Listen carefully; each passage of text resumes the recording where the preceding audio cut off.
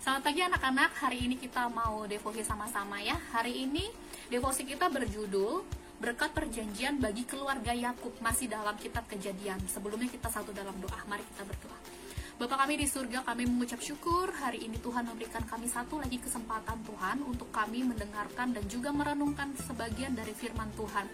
Tuhan, biarkanlah firman hari ini itu dapat menjadi berkat buat kami dan juga sesama kami Tuhan. Berkati devotion kami dari awal hingga akhir, berikanlah kami hati yang taat dan juga dengar-dengaran terhadap firman Tuhan. Dalam nama Tuhan Yesus kami sudah berdoa dan mengucap syukur. Amin. Oke, hari ini kita akan membaca dari Kejadian, ya, dari Kejadian 30, ayatnya yang ke-22, sampai ayatnya yang ke-43. Bisa diulangi sekali lagi. Kejadian 30 ayat 22 sampai ayatnya yang ke-43. Panjang sekali pembacaannya, kita akan baca sama-sama. Ibu Ferdi baca dari sini, anak-anak ikutin juga di rumah ya. Mulai dari ayatnya yang ke-22. Lalu ingatlah Allah akan Rahel. Allah mendengarkan permohonannya serta membuka kandungannya. Maka mengandunglah Rahel dan melahirkan seorang anak laki-laki. Berkatalah ia, Allah telah menghapus aibku. Maka ia menamai anak itu Yusuf sambil berkata, mudah-mudahan Tuhan menambah seorang anak lagi bagiku. Ayatnya yang ke-25. Di bawah perikop, Yakub memperoleh ternak. Setelah Rahel melahirkan Yusuf, berkatalah Yakub kepada Laban, izinkanlah aku pergi supaya aku pulang ke tempat kelahiranku dan ke negeriku. Berikanlah istri-istriku dan anak-anakku yang menjadi upahku selama aku bekerja padamu, supaya aku pulang. Sebab engkau tahu berapa keras aku bekerja padamu. Ayatnya ke-27. Tetapi Laban berkata kepadanya, sekiranya aku mendapat kasihmu, telah nyata kepadaku bahwa Tuhan memberkati aku karena engkau. Lagi katanya, tentukanlah upahmu yang harus kubayar, maka aku akan memberikannya. Saud Yakub kepadanya, engkau sendiri tahu bagaimana aku bekerja kepadamu dan bagaimana keadaan ternakmu dalam penjagaanku. Sebab harta milikmu tidak begitu banyak sebelum aku datang, tetapi sekarang telah berkembang dengan sangat dan Tuhan telah memberkati engkau sejak aku berada di sini. Jadi, bilakah dapat aku bekerja untuk rumah tanggaku sendiri? Ayat ke-31, kata Laban, apakah yang harus kuberikan kepadamu? Jawab Yakub, tidak usah kau berikan apa-apa kepadaku. Aku mau lagi mengembalakan kambing dombamu dan menjaganya asal engkau mengizinkan hal ini kepadaku. Hari ini aku akan lewat dari tengah-tengah segala kambing dombamu dan akan mengasingkan dari situ setiap binatang yang berbintik-bintik dan berbelang-belang, segala domba yang hitam dan segala kambing yang berbelang-belang dan berbintik-bintik, itulah upahku. Dan kejujuranku akan terbukti di kemudian hari apabila engkau datang memeriksa upahku. Segala yang tidak berbintik-bintik atau berbelang-belang di antara kambing-kambing dan yang tidak hitam di antara domba-domba, anggaplah itu tercuri olehku. Kemudian kata Laban, baik, jadilah seperti perkataanmu. Ayatnya ke-35. Lalu diasingkannyalah dan pada hari itu kambing-kambing jantan yang bercoreng-coreng dan berbelang-belang, dan segala kambing yang berbintik-bintik dan berbelang-belang, segala yang ada warna putih pada badannya, serta segala yang hitam di antara domba-domba, dan diserahkannyalah semuanya itu kepada anak-anaknya untuk dijaga. Kemudian Laban menentukan jarak 3 hari perjalanan jauhnya antara dia dan Yakub. Maka tetaplah Yakub mengembalakan kambing domba yang tinggal itu. Ayatnya yang ke-37. Lalu Yakub mengambil dahan hijau dari pohon hawar, pohon badam, dan pohon berangan, dikupasnyalah dahan-dahan itu sehingga berbelang-belang sampai yang putihnya kelihatan. Ia meletakkan dahan-dahan yang dikupasnya itu dalam palungan dan tempat minum, di mana kambing domba itu datang minum, sehingga tepat di depan kambing domba itu.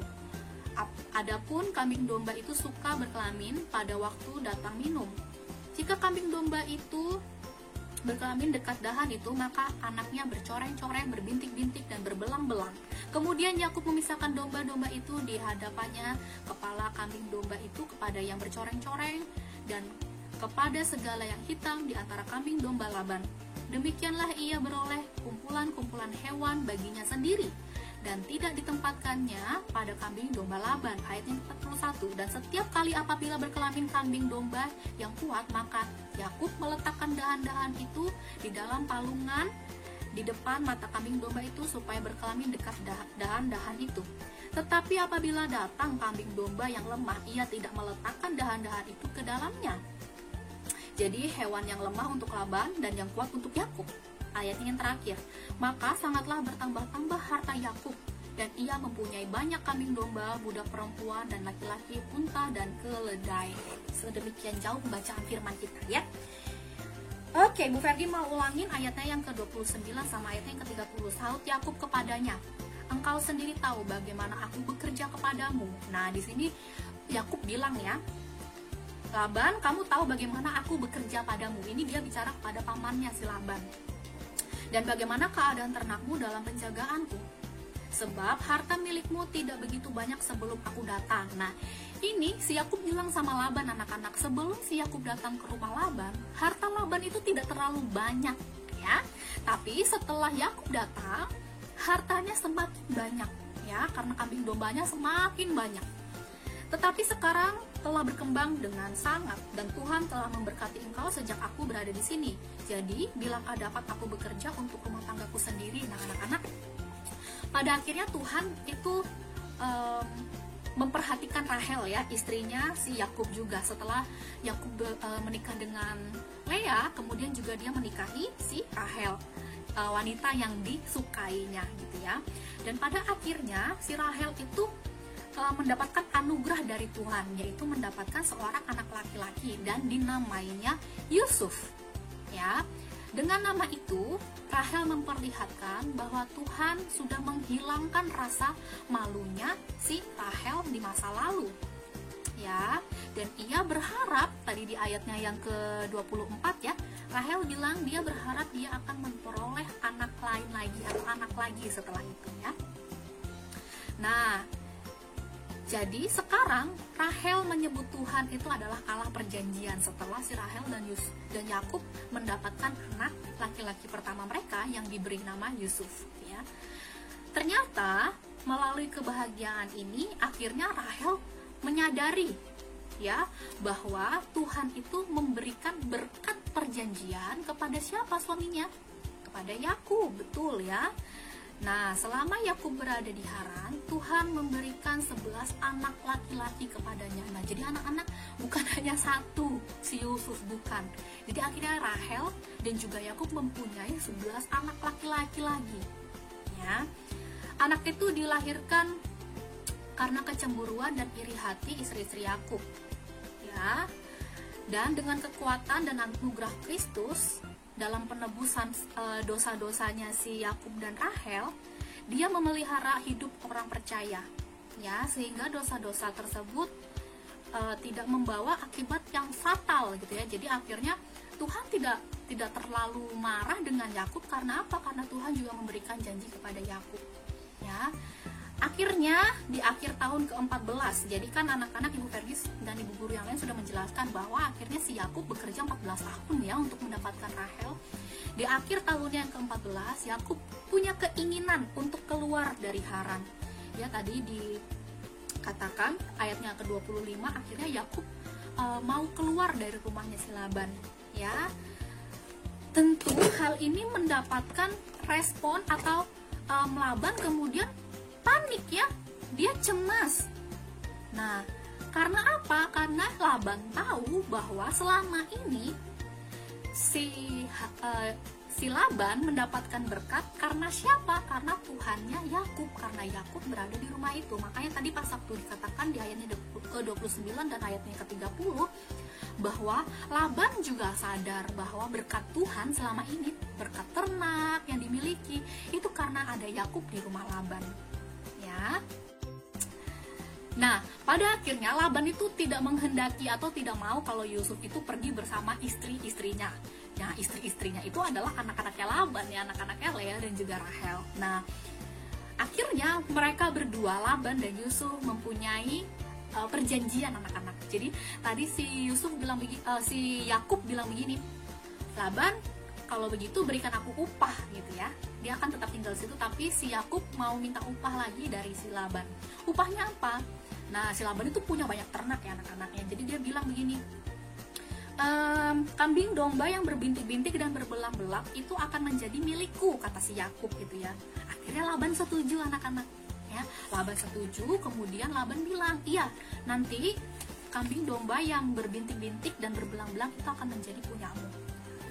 Tapi anak-anak, ternyata si Yakub ini masih saja curang ya, masih saja curang. Dia takut tidak punya banyak ternak. Akhirnya dia mulai berpikir, tadi dijelaskan ya bahwa si Yakub kemudian cari cara bagaimana supaya anak-anak kambing dombanya itu nanti berbelang-belang dan berbintik-bintik. Dia cari daun-daunan, dikasih makan kambing dombanya, supaya apa? Supaya pas waktu kambing domba itu melahirkan anaknya itu berbelang-belang dan berbintik-bintik. Sehingga apa? Sehingga Yakub bisa mendapatkan ternak itu. Wah, curang sekali dia ya. Padahal Allah memberikan berkat kepada dia, tapi tetap saja si Yakub berbuat curang. Nah, tetapi tidak hanya Yakub, si Laban juga. Akhirnya nanti anak-anak diceritakan di dalam perikop-perikop selanjutnya bahwa Laban juga mengubah upahnya si Yakub itu berulang-ulang kali, sampai 10 kali ya, dirubah-rubah terus. Sifat dosa Yakub itu tidak berubah-berubah, suka menipu ya, suka menipu. Tetapi anak-anak, Tuhan itu tetap memberikan berkat kepada si Yakub. Ibu Vergi, kalau Yakub menipu seperti itu, Tuhan marah tidak ya? Tuhan kesal tidak ya? Tuhan sakit hati tidak ya? Tuhan kecewa tidak ya? Ya, tentu ya. Dan anak-anak harus ingat, Tuhan memang mengasihi kita semua, termasuk Yakub. Tetapi yang anak-anak perlu ingat bahwa Yakub tetap akan menanggung dosanya.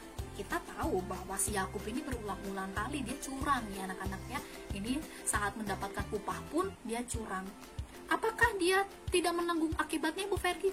Pasti dia menanggung akibatnya, karena Tuhan adalah Tuhan yang adil, tapi juga kasih, punya belas kasihan. Tuhan menjaga si Yakub karena Tuhan berjanji pada waktu mimpinya ya. Waktu mimpi Tuhan bilang kepada Yakub kalau dia akan memberkati dan menjaga Yakub. Tapi kalau si Yakub sudah berbuat dosa, bagaimana? Tetap, karena Tuhan kita adil, tidak suka dosa, tetap nanti Yakub akan menanggung dosanya. Ya, jadi ingat ya anak-anak ya, Allah kita itu kasih dan juga adil. Walaupun si Yakub memperoleh banyak sekali grace atau kasih ya, anugerah dari Tuhan, tetapi dia harus tetap menanggung dosanya. Karena apa? Karena Yakub berbuat dosa. Nah, jadi sampai sini pemberitaan firman Tuhan yang Ferry bisa sampaikan. Kiranya anak-anak terberkati. Mari kita satu dalam doa. Bapa kami di surga, kami sungguh mengucap syukur hari ini kami diingatkan lagi Tuhan tentang kasih karunia Tuhan dalam hidup kami Tuhan. Tuhan, kami juga mau belajar untuk menjadi anak yang semakin hari semakin dengar-dengaran dan setia kepada Tuhan. Tidak bermain-main dengan dosa Tuhan. Terima kasih Tuhan, hari ini kami sudah mendengar devosi. Kiranya Tuhan tetap berkati dan tuntun serta-sertai kami. Dalam nama Tuhan Yesus kami sudah berdoa dan mengucap syukur. Amin. Oke, jangan lupa tulis refleksi devosinya. Sampai ketemu di devosi selanjutnya. Tuhan Yesus.